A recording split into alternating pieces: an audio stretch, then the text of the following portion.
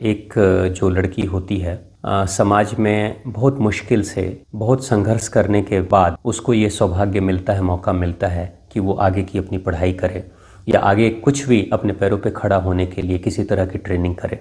माता पिता भी बहुत मुश्किल से समाज के विरोध को, रिश्तेदारों के विरोध को, असहयोग को झेलते हुए भी फिर भी अपनी बेटी को मौका देते हैं कि बाहर जाओ और पढ़ाई करो और अपने पैरों पे खड़े हो जाओ।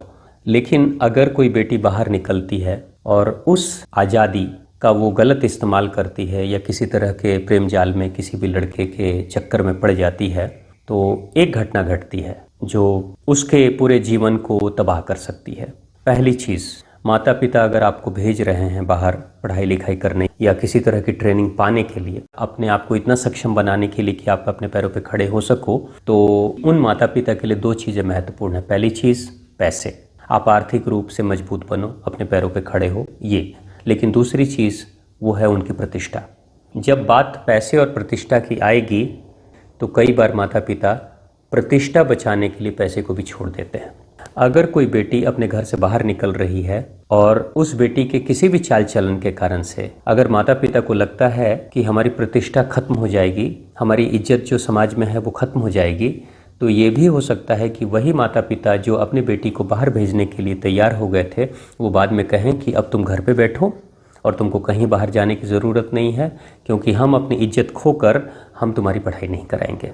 और मैंने अक्सर देखा है समाज में कि ऐसे माता पिता जब उनकी बेइज्जती होनी शुरू हो जाती है बेटी के कारण से, तो वो उसकी पढ़ाई बंद करा देते हैं और जल्दबाजी में उसकी शादी भी कहीं करने की सोचते हैं। तो अक्सर क्या होता है, जल्दबाजी में जो शादियां होती हैं तो बहुत लड़के वालों के बैकग्राउंड को भी नहीं देखा जाता है, किसी भी तरीके से अपनी इज्जत बचाने के लिए उन बेटियों की शादी कर देते हैं। तो आप देखो कि एक छोटी सी गलती के कारण से आपकी पूरी ज़िंदगी तबाह हो सकती है। इसलिए अगर आपको आपके माता पिता आज़ादी दे रहे हैं, वो कह रहे हैं कि आप घर से बाहर जाओ और कुछ अच्छा बेहतर करो, अपने भविष्य को, अपने करियर को बनाओ, तो आप उस आज़ादी को प्रतिष्ठा के साथ जोड़ के रखना। और अगर माता पिता की प्रतिष्ठा बची रहेगी तो आपको आज़ादी मिलती रहेगी और उसी आज़ादी के कारण से आप अपने सुनहरे भविष्य का निर्माण कर सकते हो। और रही बात प्यार की, तो प्यार की वो सच्चाई है कि प्यार वो सोने की रोटी है जिससे पेट नहीं भरता है। मैं अक्सर देखता हूँ कि जो लड़कियाँ 16-17 साल की टीन एज में हैं अपने, वो किसी प्रेम जाल में अगर फंस जाती हैं तो उनको लगता है कि बस प्यार मिल जाए तो सब कुछ मिल जाएगा। ऐसा है नहीं। अगर आपको प्यार मिल भी जाए और रोटी कपड़ा और मकान न मिले तो कुछ ही दिनों में और महीनों में प्यार की हवा निकल जाती है, ये सारा नशा उतर जाता है। प्यार के लिए भी, प्यार के पुष्प को अंकुरित होने के लिए भी आपके पास रोटी कपड़ा और मकान कमाने की क्षमता होनी चाहिए आपके पास या आपके साथी के पास में। तो आप ध्यान रखना, बिना बेहतर शिक्षा पाए, बिना अपने करियर के ऊपर ध्यान दिए आप बेहतर भविष्य का निर्माण नहीं कर सकते हो। तो मैं उन सारी बहनों को यही कहूँगा, आपको अगर आज़ादी मिली है तो उस आज़ादी का बेहतरीन इस्तेमाल करो, क्योंकि यह ज़िंदगी और आपके घर वाले, आपके रिश्तेदार दोबारा मौका नहीं देंगे। इसलिए छोटी छोटी चीज़ों के चक्कर में उलझना मत, इन प्रेम जाल में फंसने की ज़रूरत नहीं है। दूसरी जो बहुत बड़ी बात है जो समाज में आजकल हो रही है, अगर आप किसी के भी प्रेम जाल में फंस गए और उसके साथ आपने कुछ दिन भी संबंध बिताए हैं, तो कई बार ऐसा होता है कि जिस दिन आपके वो रिश्ते टूटते हैं तो वही साथी, जो व्यक्ति आपके साथ प्रेम संबंध में था, वो बाद में आपको आपकी ही पुरानी यादों को लेकर वो ब्लैकमेल भी करना शुरू कर देता है। ये भी समाज में अक्सर देखने को आ रहा है। तो आप ध्यान रखिएगा, क्योंकि बाद में चल के आपकी समस्या बढ़ सकती है। और जो भी लड़कियां अपने जीवन को बेहतर बनाना चाहती हैं, तो आपके पास एक एम्बिशन होना चाहिए, एक भविष्य का चार्ट होना चाहिए कि भविष्य में आप क्या करना चाहते हैं। हो सके तो एक एम्बिशन बोर्ड बनाइए। एम्बिशन बोर्ड का मतलब होता है आपके जीवन का जो लक्ष्य है वो शॉर्ट टर्म लक्ष्य, लाइक जैसे कि 1 साल में हम क्या करेंगे, या 2 साल में हम क्या करेंगे, 6 महीने में हम क्या करेंगे, या 5 साल में हम कैसे करेंगे और अपनी ज़िंदगी को कहाँ लेकर जाएंगे। तो ऐसे करके एक विज़न बोर्ड बनाते हैं। विज़न बोर्ड बनाओ और उस पर आप फ़ोटो हो सके, जैसे आपको वो एक घर चाहिए तो घर का फ़ोटो लगा दीजिए, आपको गाड़ी चाहिए गाड़ी का फ़ोटो लगा दीजिए, आपकी पर्सनालिटी कैसी चाहिए, आप किस पोजीशन पे, किस पोस्ट पे बैठना चाहते हैं वो भी लगा दीजिए। आप अगर परीक्षा की तैयारी कर रहे हो तो कितने मार्क्स चाहिए, कितने प्रतिशत, 80%, 90%, कितने मार्क्स चाहिए वो भी आप लिख दीजिए।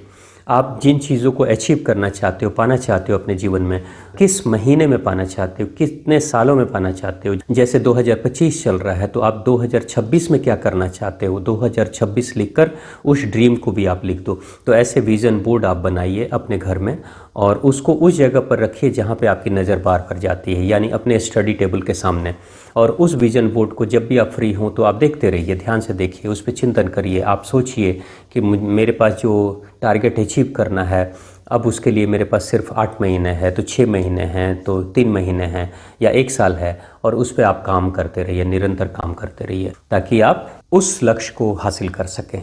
आपके जीवन में अगर कोई लक्ष्य नहीं है, कोई एम्बिशन नहीं है, तो आप कहीं नहीं पहुंच पाएंगे, क्योंकि जो लक्ष्य होता है वही आपको दौड़ाता है, वही भगाता है, वही रात में जगाता है और वही मेहनत भी कराता है। इसलिए बिना सपने का जो व्यक्ति होता है वो कटी पतंग की तरह होता है, वो कहीं पे भी जाकर गिर जाता है।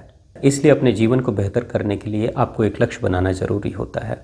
और दूसरी सबसे बड़ी बात कि जो टीन एज की, यानी कि अभी जवानी के दहलीज पे जो लड़कियां कदम रख रही हैं, 15, 16, 17, 18 साल की उम्र वाली लड़कियां, मैं आप सबसे यही कहूँगा कि आपके अंदर जो प्रेम की तरंगे उमड़ रही है, जो आपके मन रूपी सागर में, समुद्र में ज्वार भाटाएं प्रेम के उठ रहे हैं, बस आप यही समझ लेना कि वो हार्मोनल इम्बैलेंस है। बचपन के बाद जवानी के दहलीज पे आने से जो हार्मोन में परिवर्तन होता है, उसी के कारण से ये सारी चीज़ें हो रही हैं।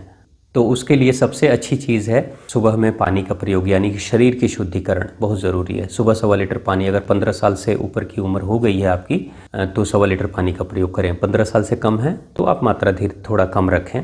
आप 800 ग्राम, 900 ग्राम, 1 लीटर ले सकते हैं 15 साल से नीचे वाले जो लोग हैं अपने उम्र के हिसाब से। लेकिन 15 साल से ऊपर है तो 1.25 लीटर पीने की कोशिश करें। और जैसे जैसे शरीर की शुद्धिकरण होगी, शरीर की सफाई होगी, तो फिर मूलाधार चक्र भी साफ हो जाता है, जिसके कारण से जो प्यार के ज्वार भाटाएं उठनी शुरू होती हैं तो धीरे धीरे वो कमज़ोर होने लगती है, मन शांत होने लगता है। और जो मन शांत होता है वही किसी चीज़ पे केंद्रित हो सकता है। आपकी पढ़ाई पे अगर मन को केंद्रित करना है तो शांत मन बेहतर तरीके से किसी भी चीज़ को सीख सकता है या किसी चीज़ की ट्रेनिंग को प्राप्त कर सकता है।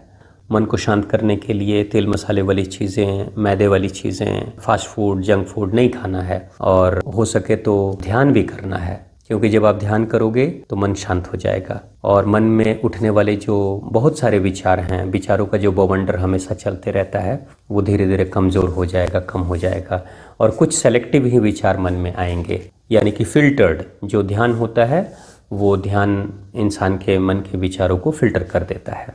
तो मन की शक्ति इतनी ज़्यादा बढ़ जाती है ध्यान के कारण से कि मन में उठने वाले विचारों को बहुत आसानी से आप इनकार कर सकते हो।